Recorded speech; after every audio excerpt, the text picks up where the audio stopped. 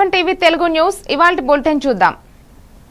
ప్రభుత్వ విద్యా హక్కు చట్టాన్ని అమలు చేయడంలో విద్యాశాఖ అధికారులు నిర్లక్ష్యంగా వ్యవహరిస్తున్నారని ఆరోపిస్తూ నెల్లూరు జిల్లా పేరెంట్స్ అసోసియేషన్ కలెక్టర్ ఓ ఆనంద్కు వినతి పత్రం అందజేసింది.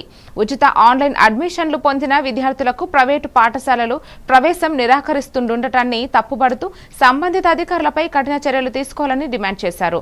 అధికారులు ప్రైవేటు విద్యా సంస్థల వైపు ఉండటం అనుమానాస్పదమని పేర్కొన్నారు.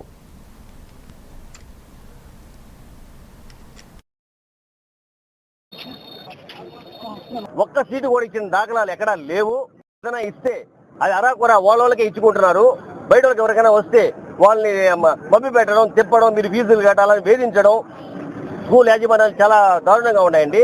లాస్ట్ టైం నారాయణ స్కూల్ అమ్మాయి కూడా వచ్చింది. అమ్మాయికి వచ్చేసి వీళ్ళు మొన్న లాస్ట్ వీక్ పెట్టామండి మీటింగ్, ఇట్లా ప్రెస్ మీట్ పెట్టాము. దాన్ని స్పందించి నారాయణ గారు ఎక్కడో ఒక అమ్మాయికి సీట్ ఇచ్చేశారు. ఈ అమ్మాయి సీట్ నెలలో సీట్ వచ్చింది ఆ పాపకి. ఆ పాపకి 1వ క్లాస్, ఫస్ట్ క్లాస్. అమ్మాయి అంటే 2వ క్లాస్కి పోవాలి. 2వ క్లాస్ కాబట్టి అమ్మాయికి ఫస్ట్ క్లాస్ ఫ్రీగా చదివింది. 2వ క్లాస్ ఫ్రీగా చదవాలి కాబట్టి అది వస్తే అది కూడా వాళ్ళు మబ్బి పెట్టారు. మబ్బి పెడుతుంటే వాళ్ళు కొంచెం గట్టిగా ఫైట్ చేస్తే వాళ్ళకి ఇచ్చేశారు వాళ్ళకి. ఈ అమ్మాయి 1వ క్లాస్ ఇప్పుడు ఫస్ట్గా జాయిన్ అవుతుంది అమ్మాయి. అలాంటి అమ్మాయిని చాలా ఇబ్బందులు పెడుతున్నారు శ్రీచైతన్య స్కూల్ వాళ్ళు. రామ్జీనగర్లో స్కూలే లేదు. ఆ స్కూల్ అలర్ట్ అయినట్టు ఇచ్చారు. అక్కడికి పోతే స్కూల్ లేదండి, ఇక్కడ మీరు ఇంకొక దగ్గరికి వెళ్ళండి అని చెప్పి అక్కడికి పోతే అమ్మ అక్కడే వచ్చింది మీకు స్కూలు. కానీ ఆర్టీఐ యాక్ట్ 2009లో ఇచ్చింది, ఎక్కడైనా ఇవ్వచ్చు. ఈ స్కూల్ అని ఆ స్కూల్ అని ఏం దానికి సంబంధం లేదు. ఏ స్కూల్ అయినా కానీ వాళ్ళు సీట్ ఇవ్వచ్చు ఫ్రీగా. ఈ అమ్మాయి కాదు, చాలా మంది ఇట్లా రాష్ట్రంలో అందరూ ఇబ్బందులు పడుతున్నారు. చాలా మంది ఇబ్బంది పడతారు. ఏదో అమ్మాయి వచ్చింది కాబట్టి ఏదో మనం మాట్లాడుతున్నాం ఈరోజు.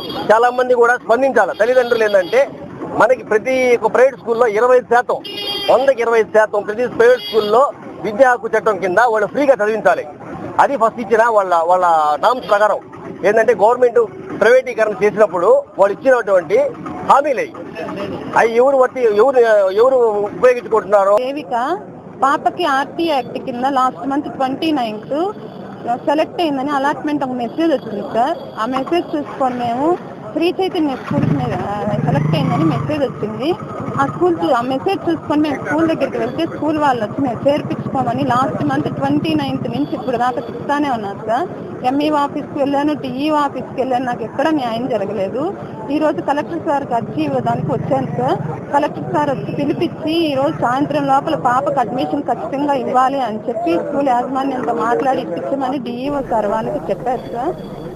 ధన్యవాదాలు సార్. నాకు కలెక్టర్ సార్